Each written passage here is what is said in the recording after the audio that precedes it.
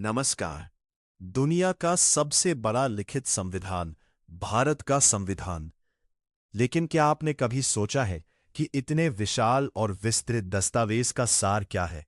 इसका जवाब छिपा है इसके पहले पन्ने पर, जिसे हम कहते हैं संविधान की प्रस्तावना, द प्रीएम्बल।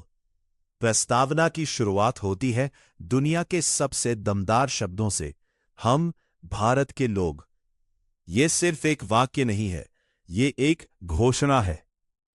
ये बताता है कि हमारे देश में सर्वोच्च शक्ति किसी राजा, किसी नेता या किसी बाहरी ताकत के पास नहीं है, बल्कि इस देश की आम जनता के पास है। संविधान को ताकत हमसे मिलती है। प्रस्तावना हमें बताती है कि भारत का स्वरूप कैसा होगा। ये 5 महत्वपूर्ण शब्दों में हमारे देश को परिभाषित करती है। संपूर्ण प्रभुत्व संपन्न, यानी भारत अपने आंतरिक और बाहरी फैसले लेने के लिए पूरी तरह आजाद है। समाजवादी, यानी देश की संपत्ति पर सबका समान अधिकार होगा और असमानता कम की जाएगी। पंथनिरपेक्ष, राज्य का अपना कोई धर्म नहीं होगा, सभी धर्मों को समान सम्मान मिलेगा। लोकतंत्रात्मक, सरकार जनता द्वारा चुनी जाएगी।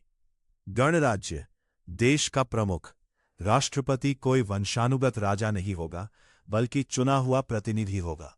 देश का स्वरूप तय करने के बाद प्रस्तावना हमें बताती है कि संविधान नागरिकों को क्या देना चाहता है।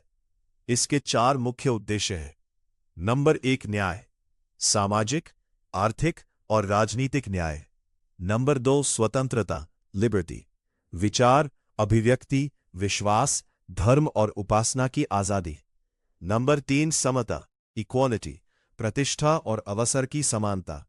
नंबर 4, बंधुता, फ्रेटर्निटी, व्यक्ति की गरिमा और राष्ट्र की एकता अखंडता को सुनिश्चित करने वाला भाईचारा।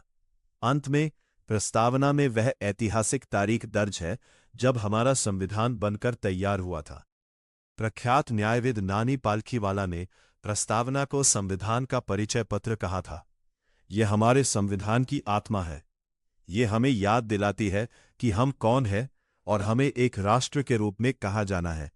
आइए अपने संविधान का सम्मान करें और इसके आदर्शों को अपने जीवन में उतारें। जय हिंद।